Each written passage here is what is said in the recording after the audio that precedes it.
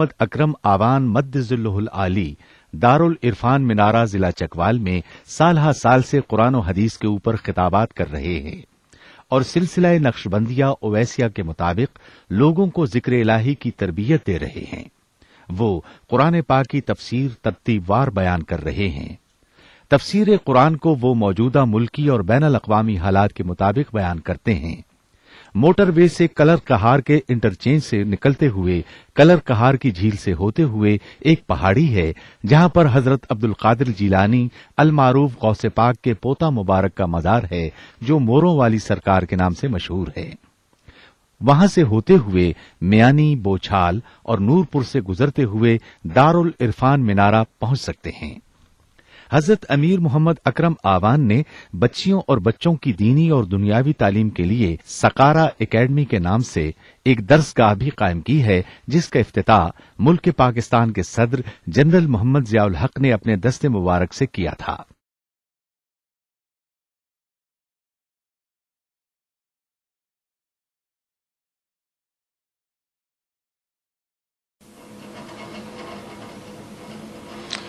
الحمد للہ رب العالمین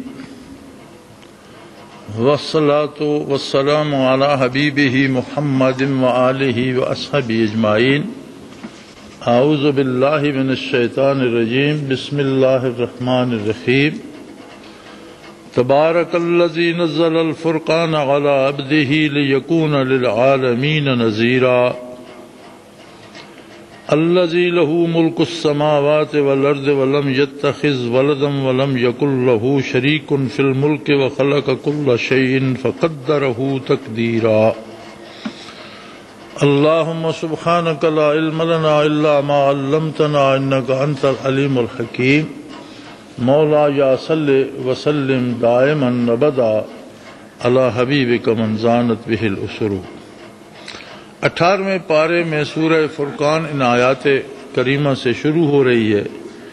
ارشاد باری تعالی ہے کہ وہ اللہ عز و جل بہت ہی بڑی برکات کا مالک ہے، بہت برکت والا ہے، جس نے نزل الفرقان ایک ایسی کتاب نازل فرمائی جس نے سچ اور جھوٹ، حق اور باطل کے درمیان فرق واضح کر دیا، الگ الگ کر دیا حق کو اور باطل کو، رات اور دن کی طرح سچ اور جھوٹ کو الگ الگ کر دیا۔ علی عبدہ ہی، اپنے محبوب بندے پر۔ اور کس لیے نازل فرمائی؟ لیکون للعالمین نذیرا، کہ اللہ کا حبیب صلی اللہ علیہ وآلہ آلہ وسلم تمام جہانوں کو باطل پر چلنے کے انجام بد سے بر وقت مطلع فرمائے۔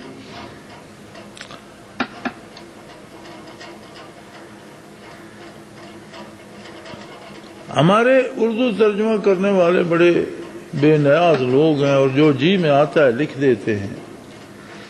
اکثر نذیر کا ترجمہ ڈرانے والا لکھتے ہیں۔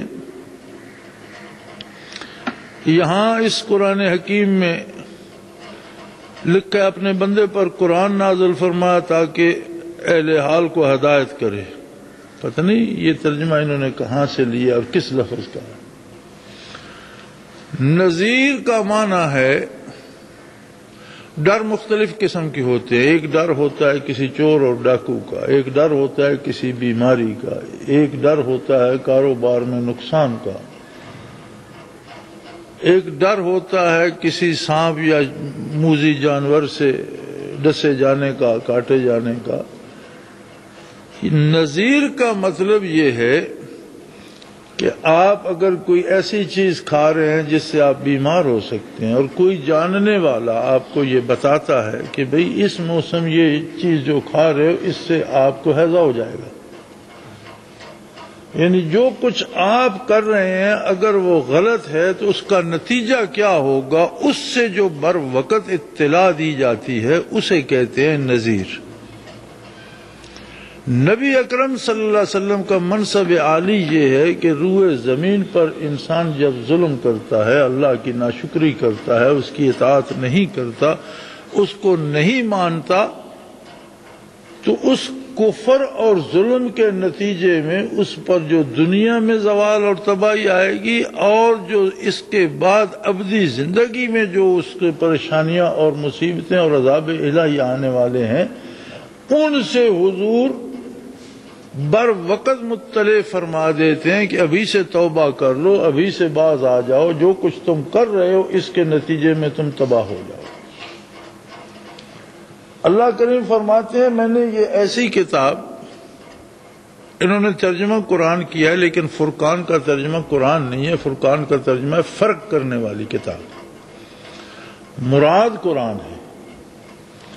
کتاب کا نام نہیں لیا، کتاب کی خصوصیت کا نام لیا اللہ تبارک و تعالی نے، کہ اس کتاب میں خصوصیت یہ ہے کہ یہ حق اور باطل، سچ اور جھوٹ میں فرق کر دیتی ہے، کوئی مانے یا نہ مانے، سچ کو سچ ثابت کرتی ہے اور جھوٹ کو جھوٹ، صحیح کو صحیح اور غلط کو غلط واضح طور پر بیان کر دیتی ہے۔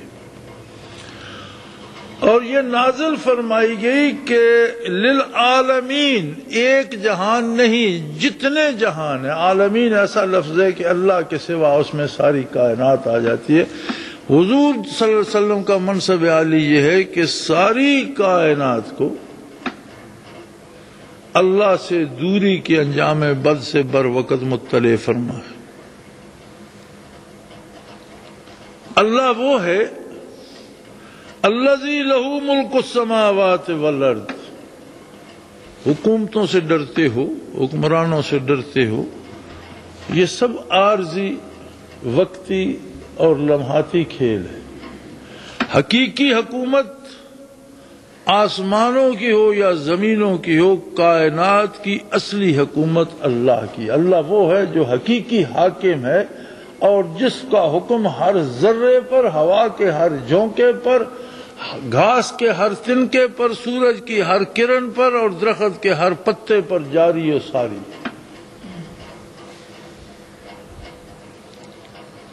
برائے نام اور چھوٹے چھوٹے حکمرانوں سے ڈرتے ہو، ان کی اطاعت کرتے ہو، اور جس کی ساری سلطنت ہے اس سے ڈرنا نہیں چاہیے، اس کی اطاعت نہیں کرنا چاہیے۔ اور پھر فرمایا وَلَمْ يَتَّخِذْ وَلَدًا، اس کا کوئی بیٹا نہیں ہے۔ یہود عزیر علیہ السلام، عزیر ابن، قالت الیہود عزیر ابن اللہ، یہودیوں نے کہا حضرت عزیر علیہ السلام اللہ کے بیٹے ہیں۔ وقالت النصارى المسیح ابن اللہ، اور نصرانیوں نے کہا کہ عیسیٰ علیہ السلام اللہ کے بیٹے ہیں۔ فرماتا ہے میرا کوئی بیٹا نہیں، اس لیے کہ اس جیسا کوئی دوسرا ہو ہی نہیں سکتا، وہ اکیلا واحد ہے، لا شریک ہے۔ بیٹا باپ کی جنس سے ہوتا ہے، اس کی ذات سے ہوتا ہے، اس جیسا ہوتا ہے۔ انسان کا بیٹا انسان، ہاتھی کا بیٹا ہاتھی، پرندے کا بیٹا پرندہ، وہی خصوصیات اس میں ہوتی ہیں۔ معبود برحق کا بیٹا ہوتا تو وہ بھی دوسرا معبود ہوتا۔ لم یتخذ ولدا ولم یکن لہ شریک فی الملک، نہ اس کا کوئی بیٹا ہے اور نہ اس کی شہنشاہیت میں کسی کی شراکت ہے، اس کی حکومت میں کسی کا دخل نہیں، وہ اکیلا حکمران ہے سارے جہانوں کا۔ وَخَلَقَ كُلَّ شَيْءٍ، ہر چیز کو اس نے پیدا کیا ہے، زمینوں کو، آسمانوں کو، سورج کو، چاند کو، ستاروں کو، ہواؤں کو، بارشوں کو، بادلوں کو، سمندروں کو۔ جو چیز ہم جانتے ہیں اسے، جو چیزیں ہم نہیں جانتے اسے، فرشتوں کو، جنوں کو، انسانوں کو، ہر شے کو، ہر ذرے کو پیدا اس نے کیا ہے۔ فَقَدَّرَهُ تَقْدِيرًا، اور ہر ایک کے لیے اس نے ایک اندازہ مقرر کر دیا، کوئی اس اندازے سے باہر نہیں جا سکتا۔ کسی کے پاس حکومت ہے تو اس کا بھی ایک وقت خاتمے کا ہے، کسی کے پاس اقتدار ہے اس کا بھی ایک وقت خاتمے کا ہے، جس کے پاس زندگی ہے اس کے خاتمے کا بھی ایک وقت ہے، جس کے پاس صحت ہے اس کے جانے کا بھی ایک وقت ہے، جس کے پاس دولت ہے اسے بھی چھوڑ کر ایک وقت جانا ہے، اور پتہ نہیں کفن بھی اسے نصیب ہوگا یا نہیں۔ 2 گز زمین بھی نصیب ہوگی یا نہیں. ہر کام کے لیے اس نے ایک اندازہ فقدرہ تقدیرہ، ایک اندازہ مقرر کر دیا جس میں سے کوئی بھاگ نہیں سکتا.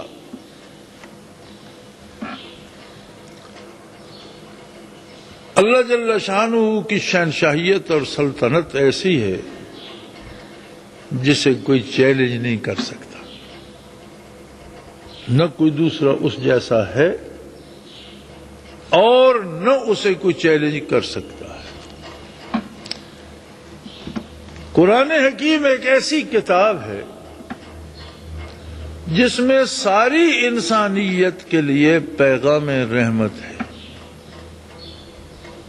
دنیا کے تمام انسانوں کو خسارے سے بچانے کے لیے آقا نامدار صلی اللہ علیہ وسلم نے محنت فرمائی، اور تب سے قیامت تک جو بھی سچا خادم ہوگا محمد الرسول اللہ صلی اللہ علیہ وسلم کا، اس کی کوشش یہی ہوگی کہ اللہ کا ہر بندہ اس کے عذاب سے بچ جائے. اس کا مطلب ہے کہ اسلام نہ ہوئے انسانی سے محبت کرتا ہے، نفرت نہیں کرتا. اسلام کسی بندے سے، کسی مذہب سے، کسی عقیدے سے نفرت نہیں کرتا. ہاں اسلام ظلم سے نفرت کرتا ہے اور نفرت سکھاتا ہے، برائی سے نفرت کرتا ہے اور نفرت سکھاتا ہے. کسی فرد، کسی قوم، کسی عقیدے یا کسی ایک آدمی سے نفرت نہیں سکھاتا. نبی علیہ الصلوۃ والسلام جلوہ افروز تھے. ایک صحابی خدمت عالی میں حاضر ہوئے، کھلے کرتے لوگ پہنتے تھے، کھلے بازو ہوتے تھے، تو انہوں نے اپنے کرتے کے بازو سے پرندے کے 2 بچے نکالے. جس طرح لوگ بلبل رکھتے ہیں، طوطے رکھتے ہیں، تیتر رکھتے ہیں. اب کسی ایسے جنگلی پرندے کے 2 بچے تھے جو وہ پکڑ لائے اور نبی کریم صلی اللہ علیہ وسلم کو دکھائے اور کہا میں ان کی پرورش کروں گا اور انہیں پالوں گا. آپ نے فرمایا تم تو پالو گے، لیکن جس جوڑے کو اللہ نے یہ بچے دیے تھے وہ کتنا بے قرار ہوگا. فوراً جاؤ، جہاں سے پکڑ کر لائے ہو وہاں چھوڑ کر آؤ. اسلام اور پیغمبر اسلام ہر ایک سے پیار سکھاتے ہیں، جانوروں تک سے پیار سکھاتے ہیں. حلال جانور جو اللہ نے انسان کے کھانے کے لیے پیدا کیتے ہیں، حضور اکرم فرماتے ہیں جو پیدا ہی کھانے کے لیے کیے گئے ہیں، حضور فرماتے ہیں کہ حلال جانور کو ذبح کرنے سے پہلے چھری کی دھار بنا لو اور کند چھری سے ذبح نہ کرو کہ اسے تکلیف ہوگی. ذبح کرنے کا حق تمہیں اللہ نے دیا ہے، لیکن چھری کی دھار پہلے دیکھ لو، اگر درست نہیں ہے تو اسے درست کر لو کہ جانور کو تکلیف نہ ہو وقت ذبح. مدینہ منورہ میں کسی شخص کا ایک اونٹ تھا، بوڑھا ہو گیا، کمزور ہو گیا، مزدوری کرتے کرتے پیٹھ پر زخم پڑ گئے، کام کے قابل نہ رہا، اس نے چھوڑ دیا، آوارہ کر دیا، جدھر جاتا لوگ بھگا دیتے. نبی اکرم صلی اللہ علیہ وسلم حجرہ مبارک سے جلوہ افروز ہوئے تو سامنے گلی میں اونٹ کھڑا، گھوڑا گڑ گڑایا. اب اللہ جانے اور اللہ کا حبیب جانے کس زبان میں اس نے اپنی داستان علم سنائی.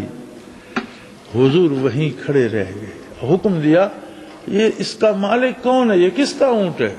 یا رسول اللہ فلاں آدمی کیا، اسے بلاؤ. رحمت عالم صلی اللہ علیہ وآلہ وسلم وہیں جلوہ افروز ہیں، انہیں قدوم مبارک پر کھڑے. فرمایا اس کو بلاؤ. اسے بلایا گیا. فرمایا یہ شکایت کر رہا ہے تمہاری، تم نے ساری عمر اس سے مزدوری لی، اب جب یہ بیکار ہو گیا تو اسے چارہ نہیں دیتے ہو. یا رسول اللہ دوں گا. فرمایا اسے لے جاؤ، جب تک یہ زندہ ہے اسے چارہ دو اور اس کی خدمت کرو. جانور کام کے قابل نہیں ہے، حلال جانور ہے، ذبح کر دو، اور اگر رکھا ہوا ہے تو اسے آوارہ نہیں کرو، اس کی خدمت. اس نے ساری عمر تمہاری خدمت کی اور تم اس کا پیٹ نہیں بھر سکتے. نبی رحمت چونکہ رحمت عالمین ہے، آپ نے تو ہر ایک سے رحمت سکھائی ہے، اور اسلام کا پیغام محبت ہے. نفرت نہیں ہے. ہوگا وآخر دعوانا ان الحمدللہ رب العالمین.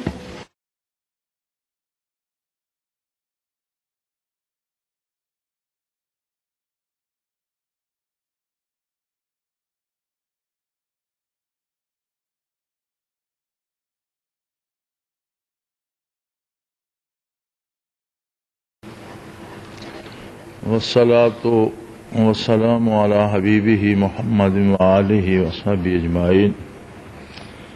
اعوذ باللہ من الشیطان الرجیم. بسم اللہ الرحمن الرحیم. کل ایک بہت اچھا سوال کیا کسی نے، اور واقعی بات قابل غور ہے کہ آج بھی قرآن حکیم وہی ہے ہمارے پاس جو آقا نامدار صلی اللہ علیہ وسلم پر نازل ہوا، اور ارکان دین بھی وہی ہیں، اوامر و نواہی بھی وہی ہیں، اللہ بھی وہی ہے اور اللہ کا نبی بھی وہی ہے، نبوت بھی وہی ہے. لیکن کیا وجہ ہے کہ اس زمانے میں مٹھی بھر لوگوں نے صحرا سے، خانہ بدوشی سے اور ایک بیاباد ملک سے اٹھ کر پوری دنیا کو مسخر کر ڈالا؟ آج جب کہ ہم دنیا میں اقوام عالم میں سب سے بڑی قوم اور آبادی کے لحاظ سے سب سے زیادہ ہیں،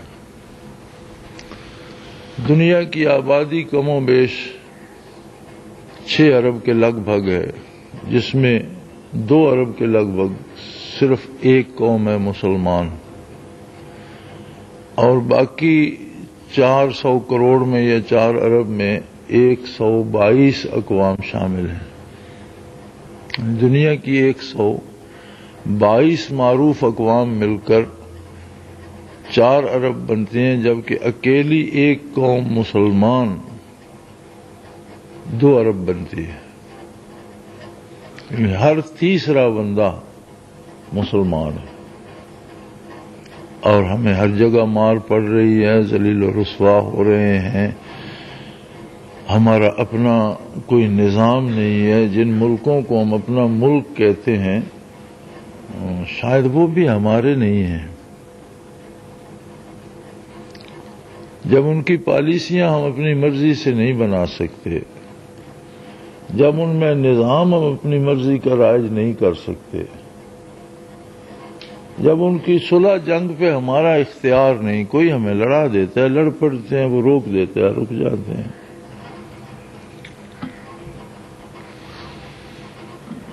واقعی بڑا مناسب سوال ہے، اور اس پہ فکر کی جانی چاہیے، سوچا جانا چاہیے کہ کہاں، کس جگہ کیا کمی ہے. لوگ آج بھی اگرچہ زمانہ بدعملی کا ہے، لیکن کسی بھی شہر میں آپ جائیں، جب اذان ہوتی ہے تو مساجد میں ذرا دیر سے جانے والے کو شاید جوتوں میں بھی جگہ نہیں ملتی، اس قدر بھر جاتی ہیں. اگر سنیما گھر بھرے ہوئے ہیں تو مساجد بھی آباد ہیں. کسی شہر کی کوئی گلی ایسی نہیں جس میں دین کی درس و تدریس نہ ہوتی ہو، کوئی دینی مدرسہ نہ ہو. کوئی محلہ ایسا نہیں جس میں دینی مدارس نہ ہو. کوئی اخبار ایسا نہیں جس پر تفسیر یا حدیث نہ چھپتی ہو. خود دینی رسالے جو نکلتے ہی دین کا سارا مواد لے کر ہیں وہ بھی بے شمار ہیں، لیکن جو دینی رسالے نہیں ہیں یہ ڈائجسٹ وغیرہ یا اخباریں روزانہ کی، ان میں بھی دینی اشاعت کا حصہ ضرور ہوتا ہے۔ ریڈیو پر بھی، ٹیلی ویژن پر بھی تلاوت کا، ترجمے کا یا تبلیغ کا وقت ضرور ہوتا ہے، تھوڑا ہو یا زیادہ ہو لیکن ہوتا ضرور ہے۔ پھر تبلیغی جماعت کے نام پر ایک بہت بڑی جماعت پوری دنیا میں ہمہ وقت تبلیغ میں سرگرم ہے۔ کتنے جمعے کے خطاب ہوتے ہیں، کوئی گن نہیں سکتا، کہ چپے چپے پر، گلی گلی میں مسجد ہے، اور ہر مسجد میں ایک خطیب ہے اور جمعے کا خطاب ہو رہا ہے۔ روزانہ کے درس قرآن کتنے ہوتے ہیں، طالب علموں کی تعداد یقیناً لاکھوں سے تو متجاوز ہوگی۔ اس سب کے ہوتے ہوئے مسلمان من حیث القوم اور اسلام من حیث الطرز حیات کوئی حیثیت نہیں رکھتے۔ تو اس سارے کا سبب کیا ہے؟ یقیناً کوئی چیز ایسی ہے جو عہد نبوی علیہ صاحب الصلاۃ والسلام میں تھی اور آج نہیں ہے۔ پھر عہد نبوی علیہ صاحب الصلاۃ والسلام کے بعد بھی آپ 1400 سال کی تاریخ دیکھیں تو صرف زوال ہی نہیں، عروج و زوال کی بہت سی داستانیں ملتی ہیں۔ عروج بھی ہوا اور زوال بھی ہوا۔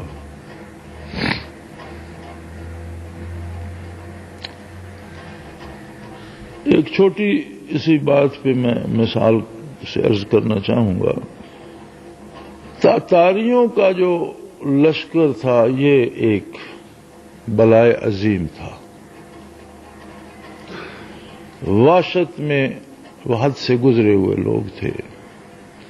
یہی نہیں کہ آبادیوں کو تہس نہس کرتے تھے، جنگلوں سے گزرتے تو جنگلی جانوروں کو بھی قتل کرتے جاتے تھے، جہاں پانی کے کنویں یا چشمے ہوتے ان میں زہر ڈالتے جاتے تھے۔ جس شہر کو فتح کرتے تو انسانی سروں کے مینار بناتے تھے اور اسے اونچا کرنے کے لیے حاملہ عورتوں کے پیٹ سے بچے نکال کر ان کے سر کاٹ کر بھی اس میں شامل کرتے تھے۔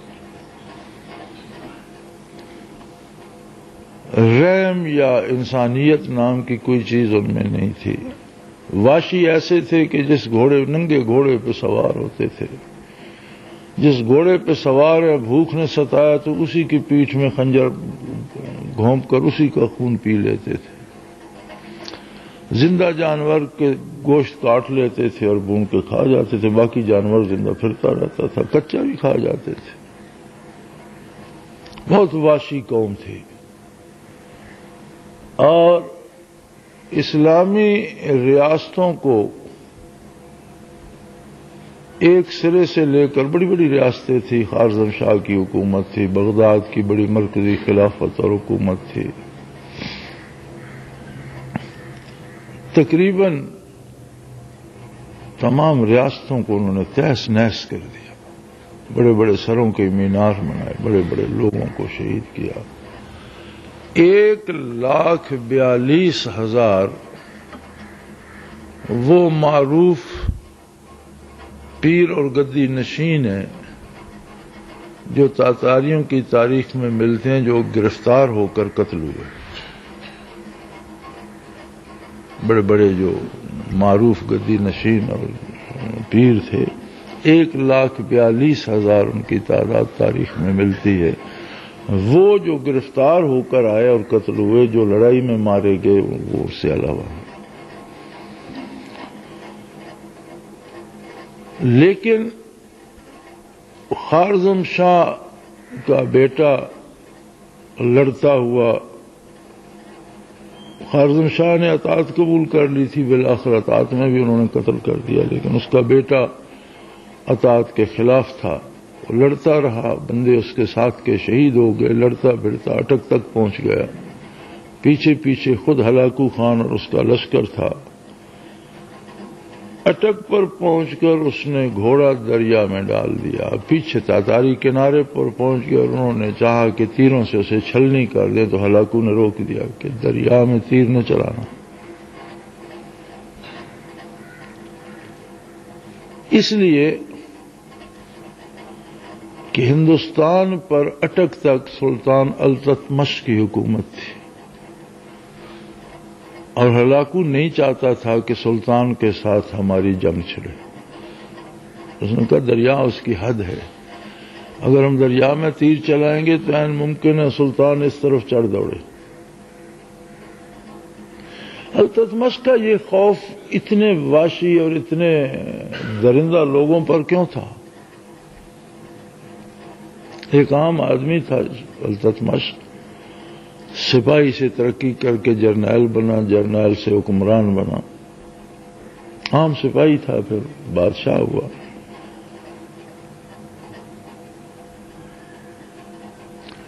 خواجہ بختیار کاکی رحمۃ اللہ تعالی علیہ کا شاگرد تھا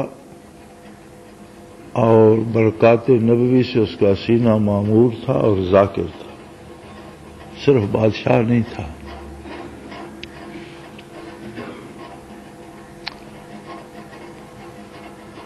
جب شیخ کا وصال ہوا بختیار کاکی رحمۃ اللہ تعالی علیہ کا تو انہوں نے وصیت فرمائی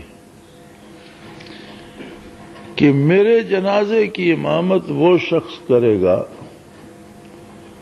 جس نے کبھی بے وضو آسمان نہ دیکھا ہو، کبھی جان بوجھ کر تہجد قضا نہ کیے ہوں اور عصر اور عشاء کی سنتیں جان بوجھ کر کبھی نہ چھوڑی ہوں.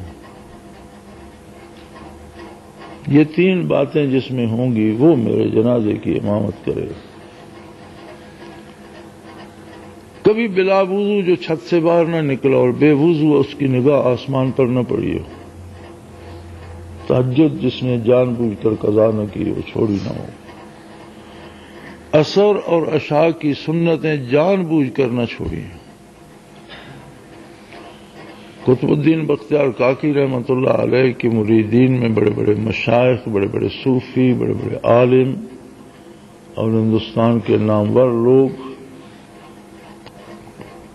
عمراء جب خود بادشاہ مرید تھے. وہ انسانوں کا ٹھاٹھے مارتا ہوا سمندر تھا لیکن کوئی امامت کے لیے آگے نہیں نکل رہا. یہ شمس الدین التتمش تھا جس نے یہ جملہ کہا کہ حضرت آپ جاتے جاتے مجھ غریب کو بے نقاب کر ہی گئے. اور سلطان نے نماز جنازہ پڑھی.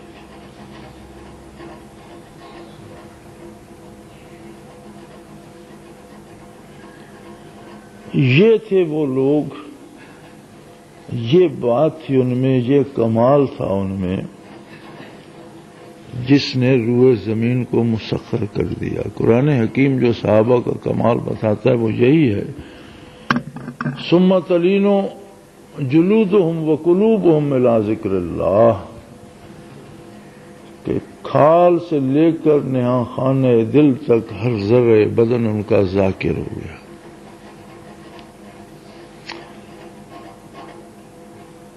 اور آپ تاریخ کو دیکھ لیں، جہاں جہاں آپ کو اسلام کا، مسلمانوں کا عروج ملے گا وہاں کے حکمران بھی ذاکر ملیں گے، علماء بھی ذاکر ملیں گے، عوام بھی اللہ اللہ کرنے والے ملیں گے. اور جہاں جہاں اللہ اللہ چھوٹ گئی، ظاہری اعمال بے شک ہوں گے لیکن اصل وہ قوت نہیں رہے گی.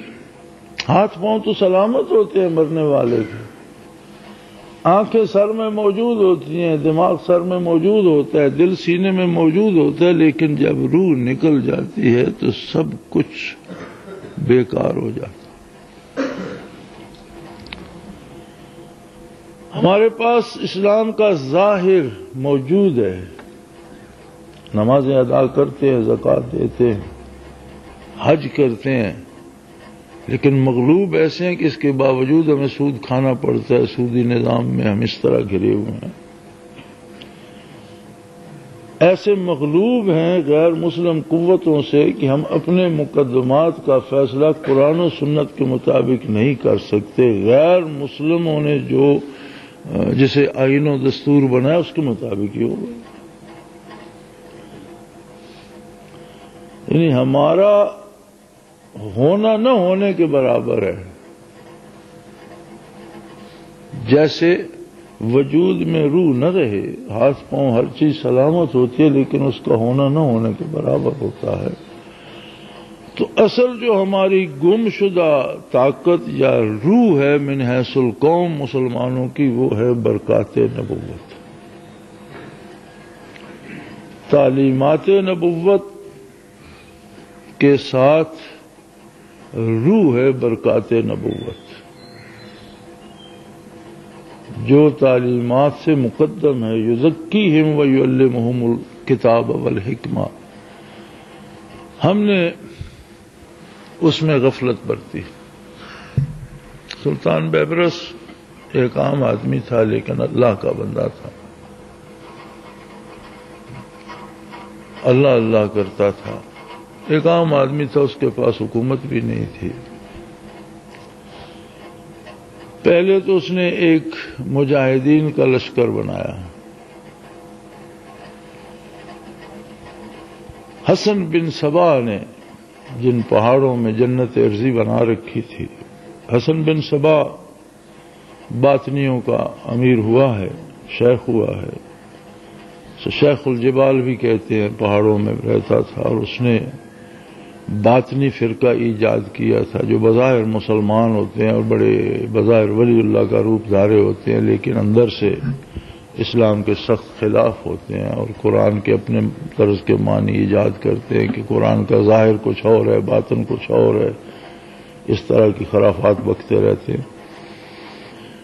حسن بن سبا نے بڑی دولت جمع کی تھی، اور اس نے جنت ایسے بنائی تھی کہ دیواروں پر سونے کے پتھرے چڑھا دیے، چاندی کے پتھرے چڑھا دیے، سونے چاندی کی دیواریں، شیشوں کی دیواریں، ان میں مشک و عنبر بھر دیا، سونے اور چاندی کے درخت بنائے اور ان پر جواہرات اور ہیروں کے پھل لگا دیے۔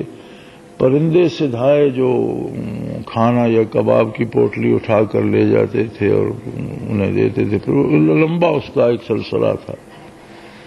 اب بیبرس اکیلا بندہ تھا، اللہ اللہ کرنے والا، لیکن مجاہد تکڑا آدمی تھا، اور یہ باطنی جو تھے یہ لڑائی کے طور طریقوں کے بڑے ماہر تھے، خاص کر خنجر زنی میں ان کا کوئی ثانی نہیں ہوتا تھا، یہ اس پہ بڑی مشق حاصل کرتے تھے، اور ہر باطنی کی آستین میں چھوٹا سا خنجر ہوتا تھا۔ بیبرس نے ان کی جنت کو لوٹنا شروع کیا، کسی نہ کسی کونے سے گھس جاتا، پہرے داروں کو قتل کرتا، اور جتنے اٹھا سکتا تھا، اور وہ 2-2.5 من اٹھا لیتا تھا، اتنے جواہرات کی گٹھڑی باندھ کے لے آتا، انہیں بیچ بیچ کر مجاہدین کا لشکر تیار کیا۔ بالآخر مصر کا تخت اس نے حاصل کر لیا۔ تاتاریوں نے اپنا لشکر بھیجا بیبرس کی سرکوبی کے لیے۔ ایک عیسائی عورت تھی، تاتاریوں کو عیسائی اور یہودی مسلمانوں کے خلاف لائے تھے۔ ہلاکو کے چچا کو یا باپ کو ایک عیسائی عورت پیش کی گئی تھی جب وہ بہت ضعیف تھا۔ ہلاکو چاہتا تھا کہ یہ خاتون میرے حرم میں آ جائے، باپ اس کا مر گیا۔ اس عورت نے یہ شرط لگائی کہ تم بیبرس کی کھال اتار کر لاؤ جو مصر کا فرمان روا ہے، اور اس کا بستر بناؤ، میں تمہارے بستر پر آؤں۔ ہلاکو کا بھتیجا تھا قبلائی خان، پوتا تھا چنگیز کا، اور بہت معروف جرنیل تھا چنگیزیوں کا، مانا ہوا جرنیل تھا قبلائی خان، بہت بڑا فاتح۔ ایک لشکر جرار دے کر قبلائی خان کو بیبرس کے مقابلے میں ہلاکو نے بھیجا، اور وہ عورت بدبخت جو تھی وہ اس لشکر کے ساتھ گئی کہ میں اپنے ہاتھوں سے بیبرس کی کھال اتاروں گی اور اتار کر لاؤں گی۔ سلطان بیبرس نے شہر سے باہر نکل کر میدان میں ڈیرا ڈال دیا اور کھلے میدان میں مقابلہ ہوا۔ قبلائی خان قتل ہوا، ہزاروں تاتاری مارے گئے، سلطان کو فتح ہوئی اور اس خاتون کو سلطان نے پکڑ کر گھوڑے کے آگے لگا دیا اور وہاں سے بھگا کر مصر تک لایا، کنیزوں میں شامل فرمائی اور ہلاکو کو خط لکھا اور حکم دیا کہ اس قبلائی کے لاش کے اتنے ٹکڑے کیے جائیں جتنے شہر کے دروازے، اور ہر دروازے پہ ایک ٹکڑا لٹکا دو۔ لوگوں میں جو وہم ہو گیا کہ تاتاری ناقابل تسخیر ہیں، لوگوں کو پتہ چل جائے کہ یہ بھی عام انسان ہے۔ قبلائی خان کے ٹکڑے دروازوں پہ لٹکا دیے اور ہلاکو کو خط لکھا کہ کم از کم آ کر اپنے جرنیل کے یہ بدن کے ٹکڑے تو اتار کر لے جاؤ۔ تاتاری لشکر نے اس طرف منہ نہیں کیا، ساری مسلمان ریاستوں کو روند ڈالا، اپنا جرنیل مروا کر بھی، معروف جرنیل مروا کر بھی ادھر کا رخ بھی نہیں کیا، ہندوستان میں آنے کی جرت بھی نہیں کی۔ وجہ کیا تھی؟ ان کے پاس برکات نبوت بھی تھی، ان کے دل روشن تھے، ان کے سینے روشن تھے، اور یہ عام انسان نہیں تھے، یہ وہ لوگ تھے جن کے گوشت پوست کے اندر انوارات نبوت اور تجلیات باری بھی تھی، اور یہی مسلمان کی قوت ہے۔ خدا نخواستہ اگر یہ قوت مائنس کر دو تو پیچھے عام انسان رہ جاتا ہے۔ عام انسانی خصوصیات کسی غیر مسلم میں مسلم کی نسبت زیادہ ہو سکتی ہیں، اسلحے کا وہ زیادہ ماہر ہو سکتا ہے، سائنس میں وہ زیادہ ترقی کر سکتا ہے، میڈیکل میں شاید وہ ہم سے زیادہ سمجھ سکتا ہے، لڑائی کی چالیں بھی شاید ہم سے وہ زیادہ سمجھ لے، لیکن جب بات آتی ہے اس کمال پر، اس قوت پر، تجلیات باری پر، انوارات نبوت پر، برکات نبوت پر، تو یہ دولت کافر کے پاس نہیں ہوتی۔ اور ایمان کی اساس یہی ہے، اقرار باللسان و تصدیق بالقلب، زبانی اقرار کے ساتھ تصدیق قلبی ضروری ہے، اور یہی اساس ہے تصدیق قلبی ایمان کی۔ اسی کو اگر پروان چڑھایا جائے تو یہی ایمان ایک ایسی قوت بن جاتا ہے جو انقلاب آفرین ہوتا ہے۔ اللہ کریم پھر سے مسلمانوں کو یہ دولت گمگشتہ عطا کرے۔ دعوانا الحمدللہ۔ وہ تمام احباب جو اسلام کی طلب رکھتے ہیں ان سے گزارش ہے کہ دارالعرفان منارہ ضلع چکوال میں امیر محمد اکرم آبان صاحب کے خطابات سے مستفید ہوں۔ وہ ہر جمعے کو نماز سے پہلے بیان فرماتے ہیں۔ ہر ماہ کی پہلی اتوار کو ماہانہ اجتماع ہوتا ہے جس میں آپ خصوصی خطاب فرماتے ہیں، اور پاکستان کے چاروں صوبوں سے احباب اس اجتماع میں شرکت کرتے ہیں۔ اس کے علاوہ یہاں سال میں 2 مرکزی اجتماعات بھی ہوتے ہیں، ایک رمضان المبارک میں اعتکاف کا اجتماع اور دوسرا جولائی اور اگست میں 40 دن کا اجتماع ہوتا ہے جس میں روحانی تربیت کی جاتی ہے۔ لا الہ کی تیغ کاٹے گی اندھیرے کا گجر، گنبد خضرا سے روشن ہوگی پھر اپنی سحر، اپنا خون سیماب دے کر اتنا ہم کر جائیں گے، نام آقا کا چمن میں پھر رقم کر جائیں گے۔